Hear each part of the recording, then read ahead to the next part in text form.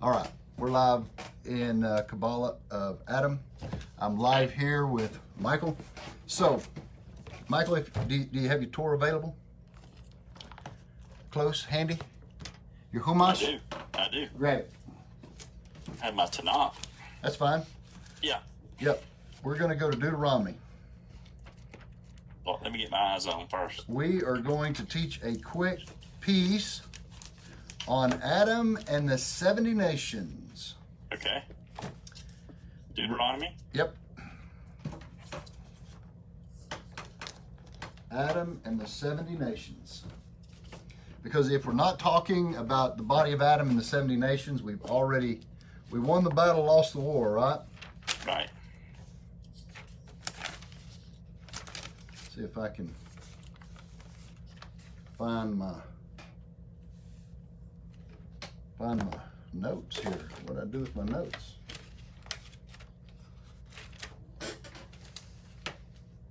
Here they are. Okay.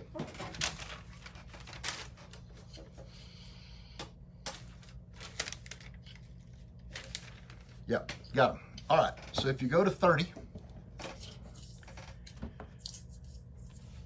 Okay. this is in the Parsha of the week, Nitzvayim, verse 3. We'll see some 30 and 3. Yeah, we'll see some really strange language here. Okay.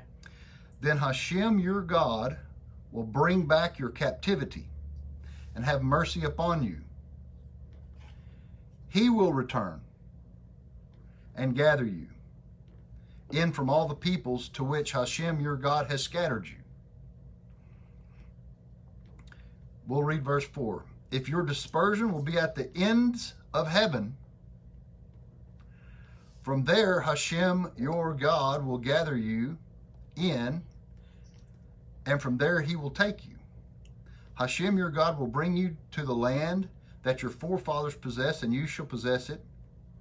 And he will do good to you and make you more numerous than your forefathers. Okay? Okay. Hashem will circumcise your heart, which is something completely counterintuitive, Right. and the hearts of your offspring, to love Hashem, your God, with all your hearts and with your souls, that you may live.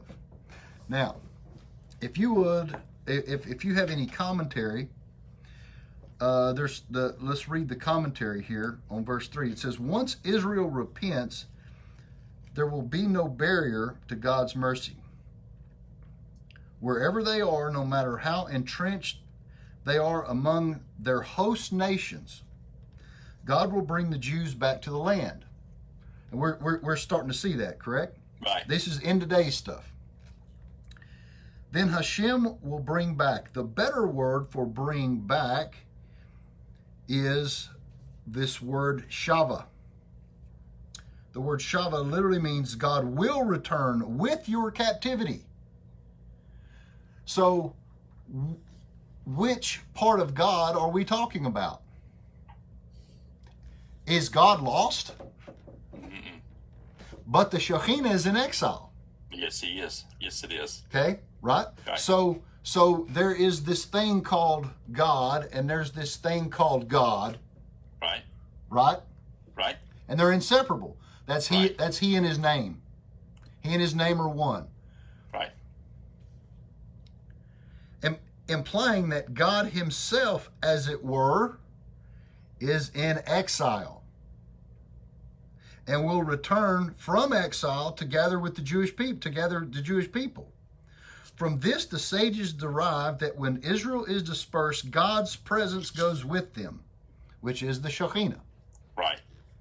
Alternately, the return from exile will be as difficult as if God had to take each Jew by the hand and bring them to Eretz. So he's got to take them by the hand. Now we're going to go through what Rashi says, but there's a double language in here. Okay. Because what we're going to find, Rashi is going to say, one is for the Jews and one is for the nations. Right. Because nothing here but Adam and the 70. Right. There's nothing here but God. So there is an aspect of God that is with the Jews, and then there's an aspect of God that is with the non-Jews. Right. Okay? Right. So here's Makes what, sense. so here's what it says in Rashi's commentary. It says, he will return, or will he return, or he will return with the people. Both are true. Right. Okay? So who is he? This is the return of the body of Adam. This is the return of Adam. That's why it says he will return. Wow. You see? Because Yes. look, it says, then Hashem, your God, will bring you, and he. Why doesn't it just say Hashem right there? Or your God will return. But it Yes. specifically says he will return. Right. It does. You see how it changes the way you read it now. Right. And the Shekhinah, and this is an entire cover-up in and of its own. It's about him returning, not us. Right. You see, everybody thinks this is the people returning. This is Adam's return. And it's the female aspect, the Shekhinah, Hava, Eve, because she's in exile with her children. This is Right. Rachel crying for her children.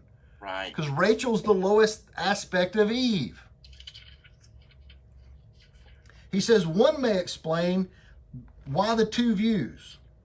One may say the day of the ingathering is difficult, and he will need to literally grab them by the hand and take them out. And he says, read Isaiah 27:12. So let's read Isaiah 27:12. Because we're going to get to the non-Jew in a minute. Okay. Isaiah 27, Yep. 12. Okay.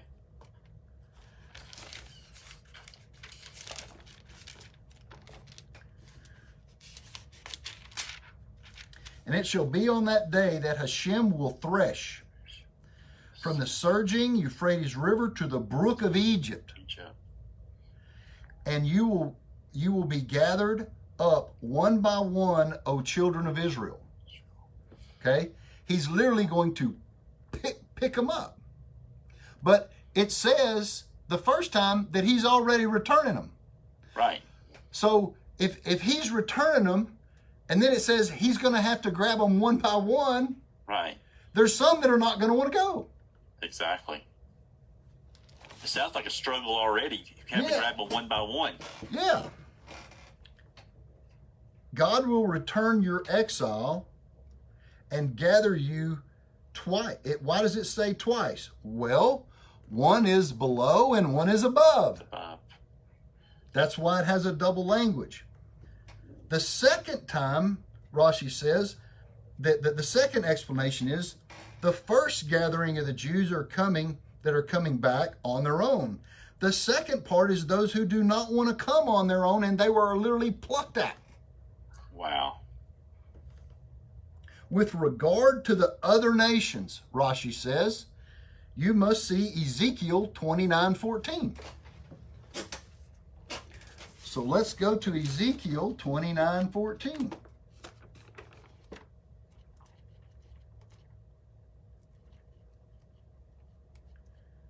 You notice Rashi there indicates Egypt. Yes, I did see that. That's strange, isn't it? I think so. Why would he put Egypt right there? Because 70 souls went to Egypt. True. That means there is a fractal of 70 souls of Adam, of Jacob, and there's the 70 souls of the nations. Wow. So 29:13. For thus saith the Lord Hashem Elohim, at the end of 40 years I will gather Egypt from the nations where they were scattered. And I will return the captivity of Egypt and bring them back to the land of Pathros, upon their native land, and they will be a lowly kingdom there. It will be the lowest of the kingdoms, and it will not exalt itself above the nations.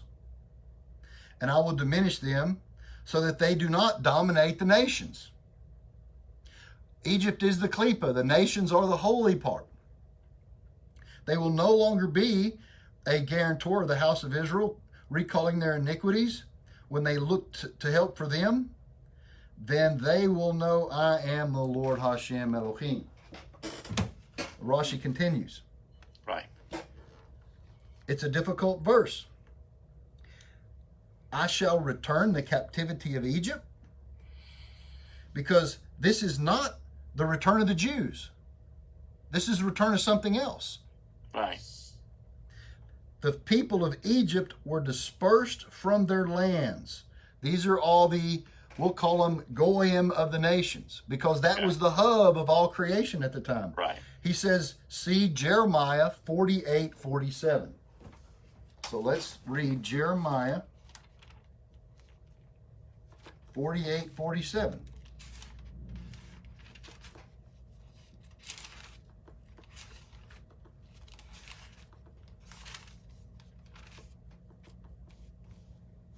However, I will bring back the captivity of Moab in the end of days, the word of Hashem. Until this point, it is the judgment of Moab. So we have Moab, and then we have Ammon, and these are the descendants of Lot, True. who is Abraham's nephew, Right. who made a bunch of nations. Yes, they did.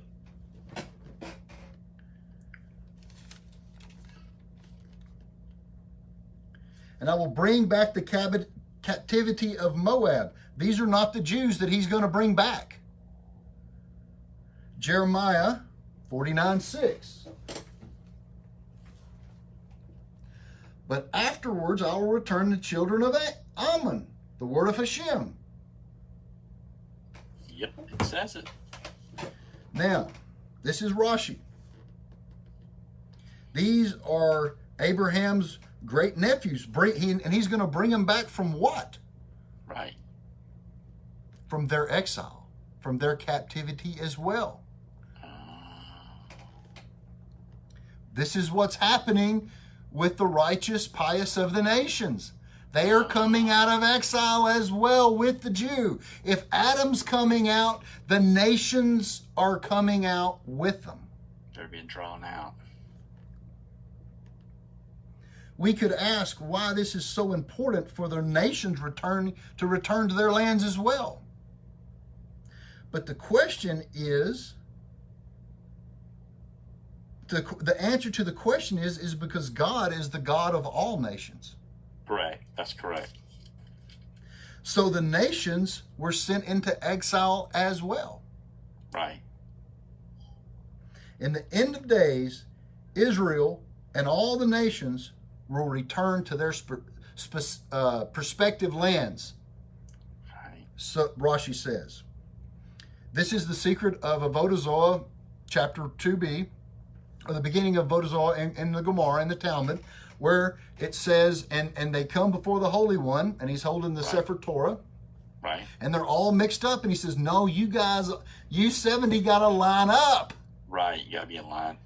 You see, because right now, it's in disarray, it's in exile. That's why there's so many different sects.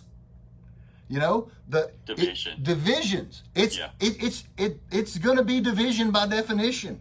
Right. Because it's in exile. Even the Right. nations are in exile. You know, That's amazing. Christianity has, you know, Catholic, Lutheran, Methodist, Baptist, Protestant, blah, blah, blah, blah, blah. You know, and the non-Jews have the same thing within the Noahide Goering spectrum. Right. Right? The Jews have the same thing. You have Sephardi, Ashkenazi, Yemenite, Chabad, Nachman. I mean, it's a plethora of nobody agrees. Right. Over there in Islam, it has the same thing. Sunni, Shiite, Kurd, you know, everything is in exile. But what's going to happen is this. Israel is the hub and the 70 spokes of the wheel. And when each piece of the pie lines up and connects back to the center, that entire thing is the God of is what God is. Wow. Each of them have a piece of the deal. Right. But when they all stick back, when everything comes back together, that is the entirety of it. So here's what he says. If the first return is Hashem, the second is the nations. Right. If it's Hashem and the Jews and the Shekhinah returning, what is the second? He says, because it is the nations and the Shekhinah. So the nations are also have the Shekhinah. Why? Because if the nations didn't have the Shekhinah's presence, they couldn't exist. Exactly. Rashi shows the word shav is with the nations as well. No one wants to be reconfigured. The 70 parts must return. God will go after them in their exile and bring them back to their homelands. Rashi doesn't mean that he suffers with them as he suffers with Israel. This is Mashiach ben Yosef. Right. As he suffers with Israel.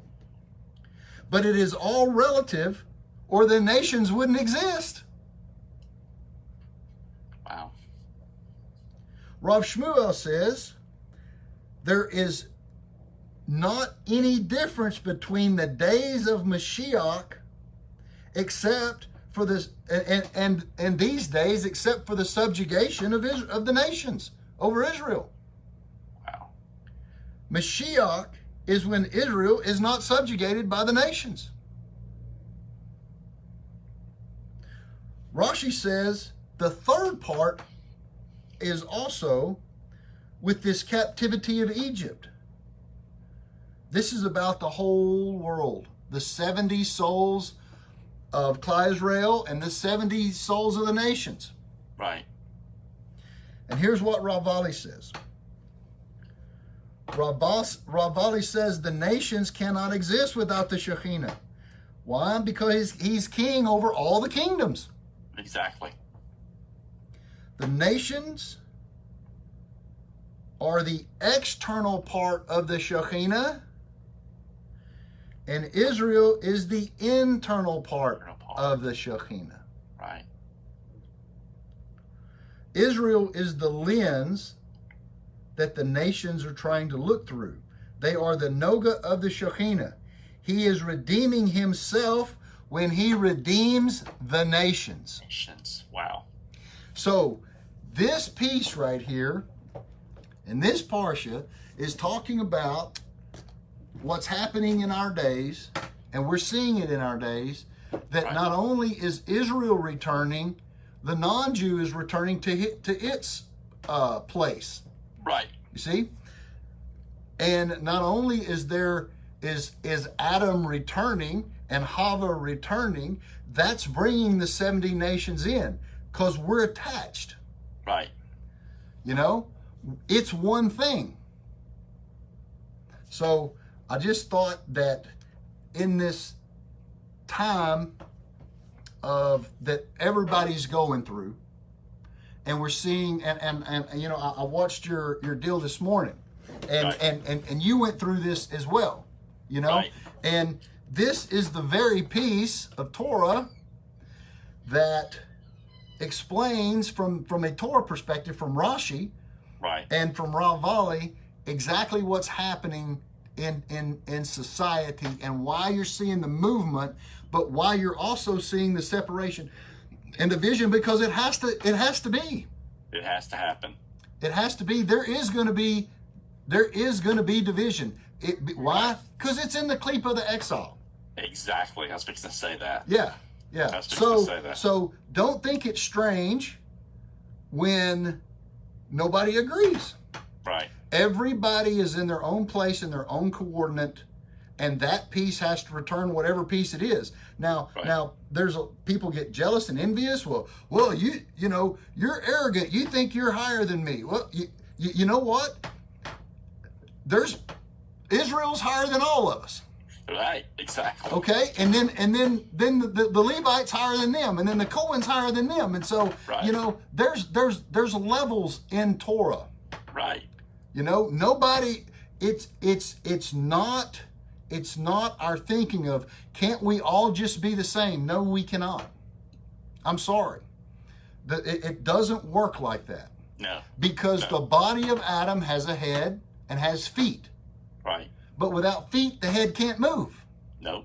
So it's not that somebody's saying they're more important than somebody else, but arrogance is saying you think you're better than me. Right. Just because you're up here. Right. You know, the more arrogance is not taking direction from what's above you. Right. That's foolishness. It's foolishness. Yeah. If I sit here and I try to tell somebody what you're saying is wrong, Right. boy, you think you know what? Yep. Oh, yeah. Yeah. You know, and so if I'm wrong, then it's up to you to prove that I'm wrong. Right. All right. If you can't prove that I'm wrong, then I'm right. And just because you're wrong doesn't mean I'm arrogant. No. You know, it just means that the Torah is true. Right.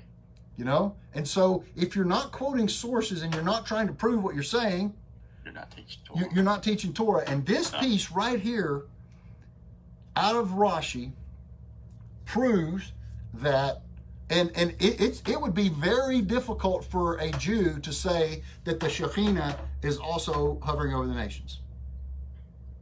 It'd be a jump for him. It would. But guess what? If the Shekhinah is not over the nations, there are no nations. There are no nations. Right. Because he rules over the nations too. That's right. So Yep. there's nothing here but Adam and his 70. Right. That's it.